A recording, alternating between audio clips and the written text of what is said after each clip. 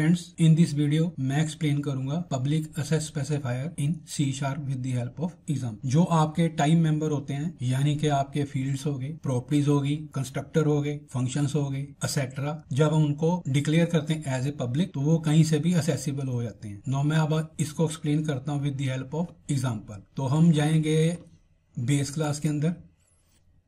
ये हमारी assembly demo.dll assembly है। इसके अंदर हमने एक क्लास डिफाइन कर रखी पब्लिक। अब मैं इसके मेंबर को डिक्लेयर कर देता हूं पब्लिक। नाउ अब ये मेंबर की वैल्यू को मैंने असाइन कर दी 100 और यहाँ पे मैं इसको प्रिंट करवा रहा हूँ। जो पब्लिक मेंबर है वो accessible within the class है। अब यहाँ पे मैंने एक ड्राइव क्लास बनाई है जो बेस क्लास के मेंबर को असेस कर सकती है। यहाँ पे मैं आईडी ले लेता हूँ, बिकॉज जो आपका आईडी है वो ड्राइव क्लास का क्या बन गया, मेंबर है। तो आईडी की वैल्यू मैं यहाँ पे दे देता हूँ एग्जाम्पल के लिए 200 और यहाँ पे मैं उसको प्रिंट करवा देता हूँ। तो this is also accessible in the drive class in the same assembly. तो यहाँ पे भी मैं लिख देता हूँ यस। अब ये मेरी ये क्लास है, नॉन ड्राइव क्लास है और यहाँ पे मैंने फंक्शन बना रखा है display3।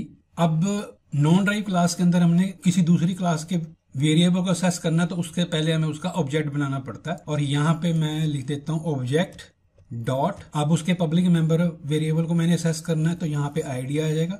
इसको समझाने के लिए मैं यहाँ पे 300 कर देता हूँ। और अगर इसकी वैल्यू को प्रिंट करवाना है तो ऑब्जेक्ट डॉट आईडी। तो ये भी असेसिबल है in non drive class with in the same assembly. Now अब हम चलते हैं program.cs क्लास के अंदर। तो यहाँ पे हमने असेंबली demo.dll को अपने इस प्रोजेक्ट में इंक्लूड कर लिया और ये अनदर असेंबली की क्लास है जो बेस क्लास को इनहेरिट कर रही है। और यहाँ पे मैं आईडी दे देता हूँ इसको 400। तो this is also accessible in other drive class. तो यहाँ पे भी मैं लिख देता हूँ यस। अब ये हमारी क्या है, नॉन ड्राइव क्लास है इन अनदर असेंबली। अब मैंने अगर इसकी वैल्यू को असाइन करना होगा तो यहाँ पे मैं क्या करूंगा, ऑब्जेक्ट बनाऊंगा क्लास का और उसके वेरिएबल को असेस करना है। तो यहाँ पे आईडी मैं दे देता हूँ 500। यहाँ पे मैंने वैल्यू हर मेथड में अपडेट कर दी है समझाने के लिए, ताकि आपको समझने ईजी हो। ये भी आपका असेसिबल है। तो ये भी क्या आ गया आपके पास, यस लिख देता हूँ यहाँ पे मैं। अब ये मेरा क्या बन गया, बेस क्लास का ऑब्जेक्ट बन गया और यहाँ पे मैंने मेथड को प्रिंट करवा दिया। अब मैं एक ऑब्जेक्ट बनाता हूँ drive class object 1 new drive class. अब अगर उसके मेथड को असेस करना है तो यहाँ पे क्या लिखूंगा, ऑब्जेक्ट 1 डॉट डिस्प्ले 2। अब एक अनदर ऑब्जेक्ट बनाता हूं नॉन ड्राइव क्लास का। इसका नाम रख देते हैं object 2 new non drive class object 2 dot display 3। Now अब हम अदर ड्राइव क्लास का ऑब्जेक्ट बनाना है तो यहां से मैं कॉपी कर लेता हूं और यहां पे मैं उसका ऑब्जेक्ट बनाता हूं ऑब्जेक्ट 3 न्यू।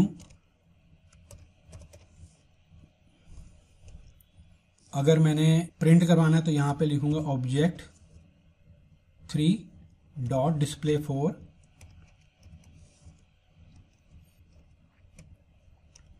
अब एक अनदर ऑब्जेक्ट बनाते हैं other class object 4 other class और इसकी वैल्यू को प्रिंट करवाना है तो ऑब्जेक्ट 4 डॉट डिस्प्ले 5। तो जो आपके पब्लिक वेरिएबल हैं वो सारे के सारे एक्सेसिबल होंगे। जब मैं इसको कंट्रोल F5 से रन करूंगा तो ये मेरे को वैल्यू प्रिंट करके देगा 100, 200, 300, 400 एंड 500।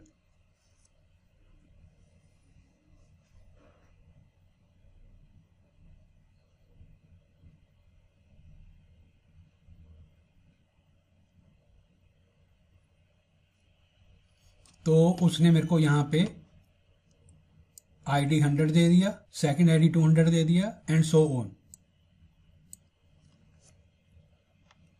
जो आपकी पब्लिक असेस स्पेसिफायर है, they are accessible within the class, derived class in the same assembly, non drive class in the same assembly, derived class in other assembly and non drive class in other assembly. ये हर जगह पे आपको accessible मिलेंगे। Now अब हम discuss करते हैं protected access specifier in C# with the help of example. जो आपके प्रोटेक्टेड डाटा मेंबर्स होते हैं they are available in the class, जहां पे उसको हमने डिफाइन किया है, और उसकी ड्राइव क्लास के अंदर यानी कि पेरेंट एंड चाइल्ड रिलेशन के अंदर दे आर अवेलेबल। नाउ मैं अब एक्सप्लेन करता हूं with the help of example. यहां पे मैं जाता हूं बेस क्लास के अंदर और इस वेरिएबल को मैं डिक्लेयर कर देता हूं प्रोटेक्टेड।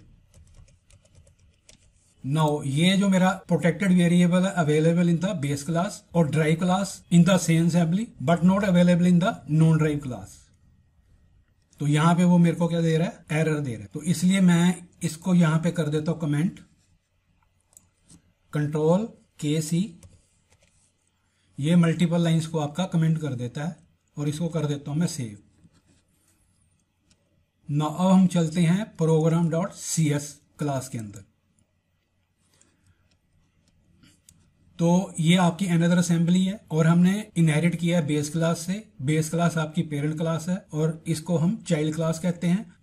तो यहां पे मेरे पास वो ID 400 दिखा रहा है, दैट इज अवेलेबल। और यहां पे वो जो है अदर क्लास, इसके अंदर वो मेरे को अवेलेबल नहीं होगा, इसलिए मेरे को यहां पे वो एरर दे रहा है। तो यहां पे मेरे पास वो अवेलेबल नहीं है, तो इसको मैं लिख देता हूं नो और इसको भी कर देते हैं कमेंट, कंट्रोल KC। अब आ जाते हैं नीचे, यहां पे मेरे पास वो अवेलेबल है, drive class in the same assembly मेरे पास अवेलेबल है, यहां पे मेरे पास अवेलेबल नहीं है, इसको मैं कर देता हूं कमेंट। ये other drive class in the another assembly, वहां पे भी मेरे पास वो प्रोटेक्टेड अवेलेबल है, तो इसको मैं रहने देता हूं और इसको भी कर देता हूं मैं कमेंट। नो अब अगर मैं इसको कंट्रोल F5 से रन करूंगा तो मेरे को क्या आउटपुट देगा, फर्स्ट वाले केस में मेरे को देगा 100, सेकंड वाले में मेरे को देगा 200 एंड थर्ड वाले में देगा मेरे को 400। अब मैं इसको कंट्रोल F5 से रन करता हूं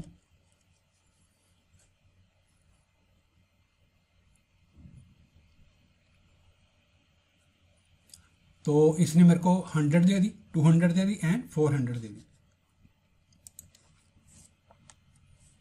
अब हम इसको समराइज कर लेते हैं। Protected access specifier available within the class, derived class in the same assembly, non drive class in the same assembly is no, derived class in other assembly yes, non drive class in other assembly no. तो ये था जी आपका protected access specifier के बारे में।